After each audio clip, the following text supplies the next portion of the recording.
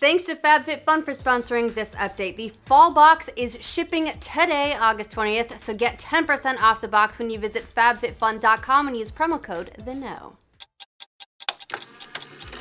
Welcome to The Know, I'm Ashley. I hope you guys had a good weekend. I sure did. But it's a new week. It's Gamescom this week, you guys, so get ready for a whole bunch of news. But to start us off, Monday. God of War has been one of the breakout hits of the generation, but apparently the development team was kind of divided over where the game should be set.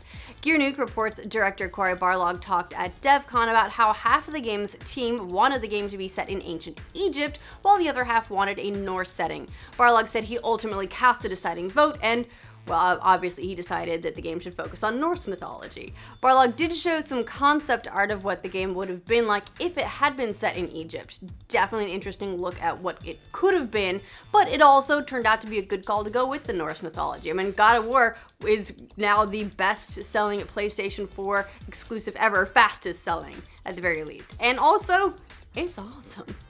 I love that game. So, glad to see Norse, but also, yeah, I'd be curious to see if they ever do a future entry maybe set in Egypt. But that, if they do, long way off. There are a lot of good indie games coming out very, very soon for Nintendo Switch. Nintendo showed off a bunch of indies in a surprise video this morning, so hey, quick rundown of everything for you. They kicked things off with the noirish mystery Night Call that's due out early 2019. Then they showed the cartoony platformer Monster Boy and the Cursed Kingdom, which releases November 6th, as well as a really beautiful puzzle game called The Gardens Between, which is out September 20th.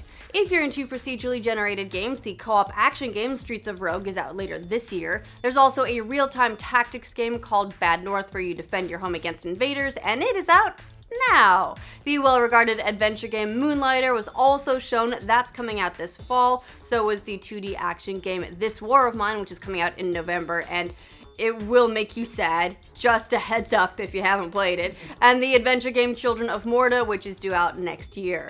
The roguelike space shooter Everspace Stellar Edition coming out in December. Meanwhile, the adorable puzzle game Baba Is You is out this fall.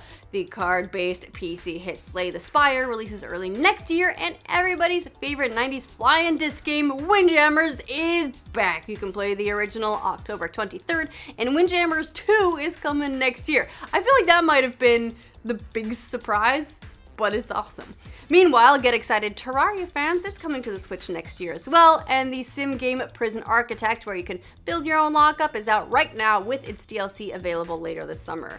Also available later today is the team-based shooter Morphe's Law, which, great name.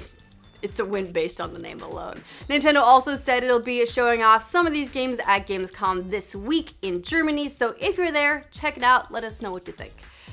Lots of people are looking forward to Cyberpunk 2077, no surprise there, and that anticipation's only heightened after developer CD Projekt Red showed off a demo of the game behind closed doors at E3.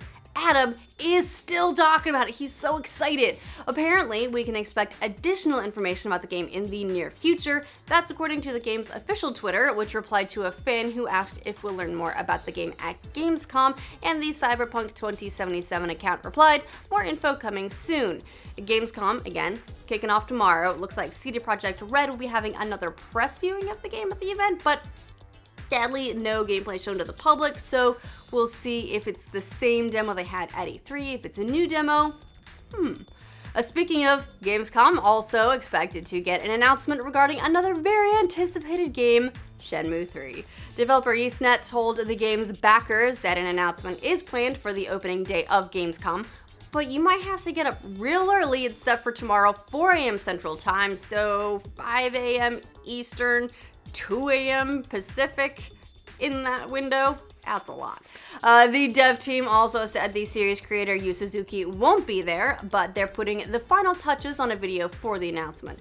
The third installment of the games raised more than $6.4 million on Kickstarter. Pre-orders for PC and PlayStation 4 are currently available, and just to make sure that all the anticipation's everywhere, Shenmue 1 and 2 Remastered coming out tomorrow, the same day they're doing the announcement. So they're making sure it all ties together. Monster Hunter World passed an impressive milestone recently. Another impressive milestone, that is. The game, which recently arrived on PC, has now sold more than 10 million units, according to a press release from Capcom. While the series has always been popular in Japan, Monster Hunter World finally proved to be the breakout hit in the West as well. Capcom said that since the first Monster Hunter game released in 2004, they've sold more than 50 million units overall. That's a lot of units. And man, that game is just going to town on PC. Although, concerns with optimization and not running great on all configurations, that kind of thing is a problem. After 25 years, a game that DICE originally developed for the Sega Mega Drive, was finally going to be released. The game is tentatively titled Hardcore, and it's a 2D shooter that got mothballed back in the day after publisher Psygnosis decided to focus on newer hardware. But after years in limbo, the game will be released next year for PlayStation 4 and Vita. A new trailer showed off the game in all its bullet hell 90s glory. Definitely a blast from the past. If you liked games like Contra, hey look, this could be up your alley. Eurogamer notes that Psygnosis was eventually bought by Sony, so could be why we're seeing it on those platforms. Also, can we just take a moment to remember when the team behind Star Fox 2 finally had their launch party when that released on the SNES Classic? Maybe that'll happen for DICE now too.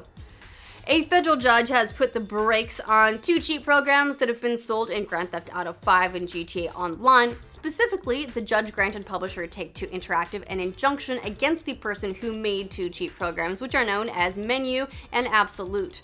Reuters noted that U.S. District Judge Louis Stanton in Manhattan agreed with Take-Two's claims of copyright infringement and that the cheats harm the game's sales. The injunction prohibits Dave Zipper of Georgia from selling the cheats while the case makes its way through court. Take-Two says it's lost at least $500,000 because of the cheat program, but the judge did dismiss an unfair competition claim by Take-Two against Zipperer. Torrent Freak reports that Zippers said he's already stopped distributing Menu and he's also stopped working on Absolute. Hey, if there's anyone who's gonna go to bat in court, it's Take-Two. They don't play nice. They do not like that kind of thing. Ubisoft has announced a release date for its horror game Transference. The first person for VR and consoles puts you in various perspectives as you explore the digitally recreated memories of a scientist who's suffering from PTSD. A demo that acts as a prequel to the game is available now for PlayStation 4 and PlayStation VR. Meanwhile, the full game will release September 18th for both platforms as well as PC, HTC Vive, and Oculus Rift. Hey, we all knew that Lost's Damon Lindelof was mounting a Watchmen show for HBO. They shot a pilot, cast some interesting people like Jeremy Irons, Louis Gossett Jr., Regina King, Tim Blake Nelson, Don Johnson. Also confused the hell out of everyone by announcing the show wasn't exactly a new adaptation of the famous graphic novel, but a kind of remix with new characters set in the modern day. Well, HBO has seen enough, and Watchmen has indeed been greenlit to series. It's a big investment for them, so there was no guarantee they'd watch the pilot and be all in on it, so the fact they've given the show the greenlight shows they think it's pretty rad. It's got potential. If all goes to plan, we'll be seeing the series debut sometime in 2019, and I gotta say, if there's one place where I think it could really thrive, I mean, HBO's been kind of knocking it out of the park, so this could be good for us. Are you ready for some box office speculation? I hope so, because that's what we're about to talk about, so say yes.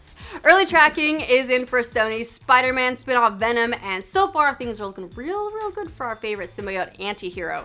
Using all sorts of algorithms and polling that gauges audience awareness of and interest in seeing the film, Pro Box Office has predicted the Tom Hardy starring film is going to open in the $55 to $85 million range. Look, that's a big range. Granted, there's a $30 million swing there, but the important thing to note is that the tracking is increasing from the very first round of data that originally estimated 30 to 50 million. We saw kind of a similar thing happen with Black Panther. The closer we got to release date, the higher the forecast for the opening weekend got. Still up in the air whether or not Sony is going to be going for the whole PG-13 or R rating for the movie, which would have a pretty significant impact on their box office numbers. Word is PG-13 will make it easier for the studio to cross over the more family-friendly Spider-Man into future films, but they did shoot for an R rating, and I mean, let's be honest, most people who are going to go to a Venom movie kind of want to see him use those teeth for something other than smiling. But PG-13 traditionally also means bigger audiences, more money, unless your film is called Deadpool, of course. So it's looking more and more like, oh, maybe Venom's gonna have a big opening. Maybe Sony will try and land on the rating that can push their totals even higher. We'll see. If Venom somehow scores an opening weekend total over $100 million, which would be huge. It'll be the first movie in history to do that in the month of October, which I guess, rough month. It's still early days yet, but so far things are looking pretty good for Eddie Brock. So we'll see if that, one, pans out, and two, if that has an effect on their future plans for that whole universe. So we'll see. Anyway, let us know what you think of all this news, because there was a lot of it in the comments down below, to make sure you get all the crazy updates and stuff from every corner of the internet every weekday. Like this video. If you're new to this channel, subscribe to the know. Whew, that was a lot. Shout out to FabFitFun for sponsoring this update. FabFitFun is the seasonal subscription box that delivers full-size fashion, beauty, home fitness, and wellness products. No trial sizes here, folks.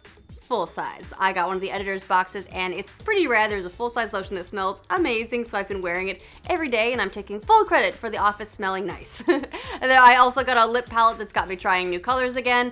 We had FabFitFun sponsor us once before, and I talked a little bit then about how I tend to find lipstick kind of intimidating, so usually it's lip balm and that's about it for me. But because I got this palette and it's sitting there in front of me and I just want to try it, so I've been doing a couple of new colors the past few weeks. It's been a lot of fun. Anyway, the items in the fall box are retailing for over $275, and every box includes a pair of Glam Glow Bubble Sheet masks and a Beauty Blender Pro, which is something I've fallen in love with. I use one of those for foundation, so yeah. Thumbs up on that one. Anyway, I'm digressing again. The FabFitFun Fall Box is now shipping. It goes for $49.99, but if you want to get all the fun stuff and get $10 off your first box, visit fabfitfun.com and use promo code THEKNOW, all one word, and bam, instant $10 off.